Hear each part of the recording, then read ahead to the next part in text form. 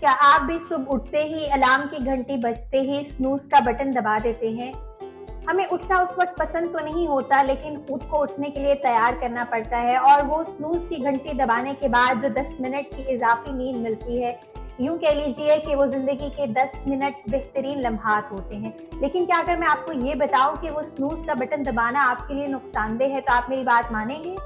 Neuroscience की तहकीक के मुताबिक जब आप स्नूज का बटन दबाकर 10 मिनट की इजाफी नींद लेते हैं, तो आपका दिमाग उस इजाफी नींद को प्रोसेस नहीं कर पाता और इस प्रोसेस को स्लीप इनर्शिया कहते हैं। जब आप जागने के बाद दोबारा सो जाते हैं, तो आपका दिमाग नींद का स्लीप साइकिल शुरू कर देता है।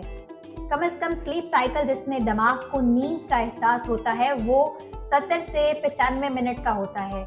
आप स्नूज के 10 मिनट बटन को दबाकर दोबारा जाग जाएं, तो आपका दिमाग स्लीप इनर्शिया का शिकार हो जाता है।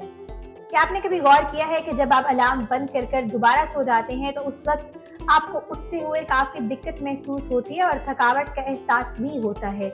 इसकी वजह ये होती है कि आप अपने 75 मिनट के स्लीप साइकिल में से सिर्फ 9 या 10 मिनट नींद पूरी करते हैं, जिसकी वजह से आप थकावट का शिकार होते हैं। और क्या आपने ये भी कभी गौर किया है, हर सुबह ये जो आपको थका थका एहसास महसूस होता है, इसकी वजह ये नहीं कि आप एक रात में कितना सोते हैं, बल्कि इसकी वजह ये है कि जब आप सोकर उठकर स्नूज का बटन दबा देते हैं, तो आपका दिमाग इनर्शिया की हालत में चला जाता है।